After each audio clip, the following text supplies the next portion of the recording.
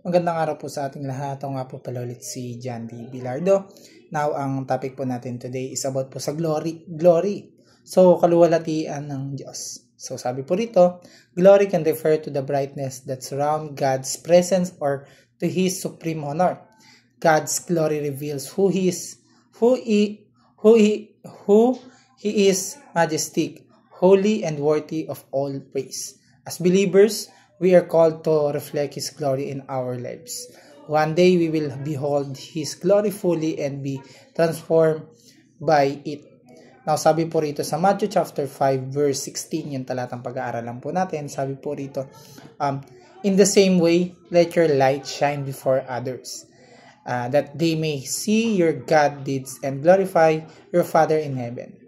Sa Tagalog po, basahin po natin, gayon din naman, dapat ninyong paliwanagin ang inyong ilaw sa harap ng mga tao, upang makita nila ang inyong mabubuting gawa at papurihan ang inyong Ama na nasa langit. Now, ito po yung first teaching natin. Sabi po rito, glory in Hebrew is kavod, which means weight or bigat. Napakaganda ng kahulugan ng salitang kavod. Kaluwalhatian bilang bigat, weight. Hindi ito dapat nagpapahirap, kundi bigat ng presensya, dangal at kabanalan ng Diyos. Kapag ang Diyos ay nagpakita ng kanyang bigat o kavod, ang tao ay napapahinto, napapayuko at nadadala sa takot at pagsamba.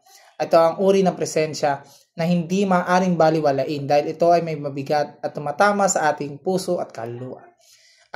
Bilang mananampalataya ay huwag natin hanapin ang magaan at pansamantalang papuri ng tao, kundi ang mabuhay sa liwanag ng mabigat at kaluwalhatian ng Diyos. So, glory in Hebrew is kavod, which means bigat.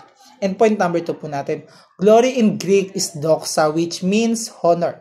Ang salitang doxa ay nagsasalita ng kaluwalhatiang may kinalaman sa karangalan at papuri. So, sa pananampalataya bilang Kristiyano, ang doxa ay hindi lamang basta papuri ng tao, kundi ang karangalang nararapat lamang ibigay sa Diyos. Siya ang pinagmulan ng lahat ng kabutihan, karunungan at kapangyarihan. Kaya't sa Kanya nararapat ang lubos na kaluwalhatian.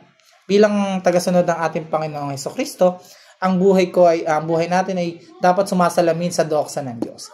Hindi upang tayo maitaas, kundi upang maitaas siya sa ating mga salita at gawa at pamumuhay.